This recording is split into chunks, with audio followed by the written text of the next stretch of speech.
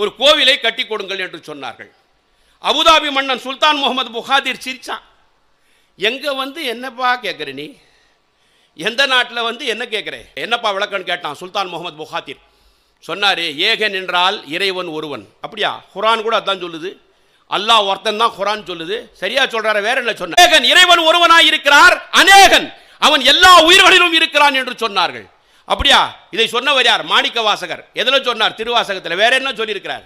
அடங்கியவர்களுக்கு அப்பா போற்றி, இத்தி தண்டின் கீழ் இரு மூவருக்கு அத்திக்கருடைய அரசே போற்றி, தென்னாடுடைய சிவனே போற்றி, எந்நாட்டவருக்கும் இறைவா போற்றினார்.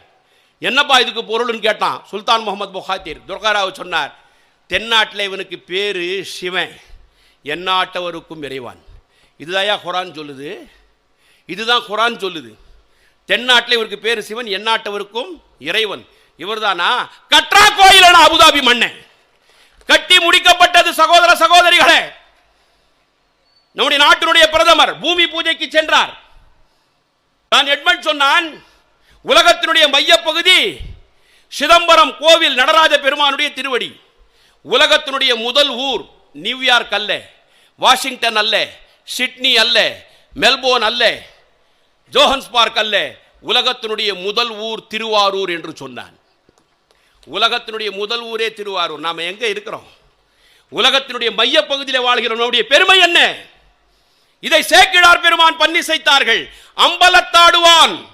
அம்பலம் என்றால் பொது மன்றம். நாங்கெல்லாம் கிராமவாசி, மேலாளத்தூர்.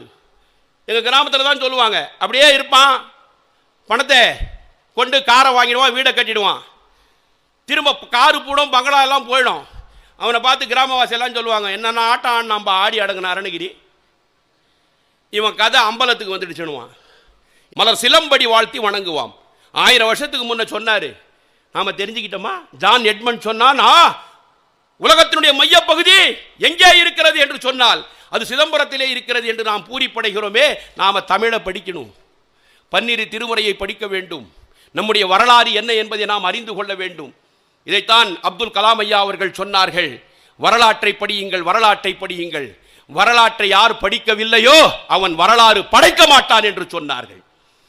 வரலாற்றை படைத்ததின் காரணமாகத்தான் வாணியம்பாடி முத்தமிழ் மன்றத்தர் வரலாற்றை படித்திருக்கிறார்கள். தமிழ் வரலாற்றை படித்ததின் காரணமாகத்தான் வரலாறு படைத்துக் கொண்டிருக்கிறார்கள். எப்பேற்பட்ட இந்த தமிழ் சமய தமிழாக நாம் பார்க்கிறோம். சமய தமிழாக இந்த தமிழ் வளர்ந்து இருக்கிறது.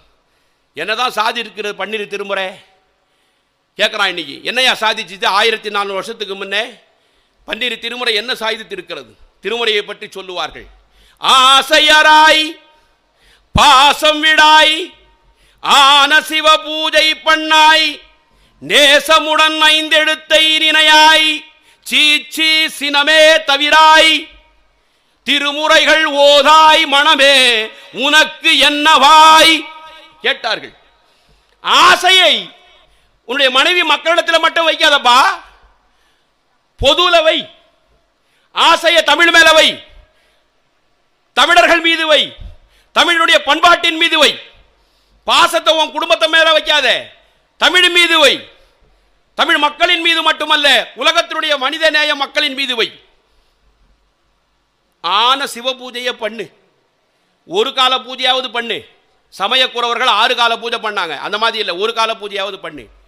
நேசமுடன் 5 எழுத்தை நினையாய், சிவாய நம சிவாய நம சிவாய நம சிவாய நம நமச்சிவாய நமச்சிவாய நமச்சிவாய என்கின்ற அந்த 5 எழுத்து மந்திரத்தை நேசமுடன் நினை.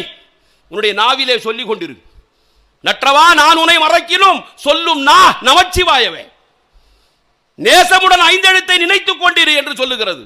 உன் குடும்பத்தை மட்டும் நினைக்காத, உன் மனைவி மக்களை மட்டும் நினைக்காத, உன் வியாபாரத்தை மட்டும் நினைக்காத. வாணியம்பாடி முத்தமிழ் மன்றத்தை போல தமிழை நினை.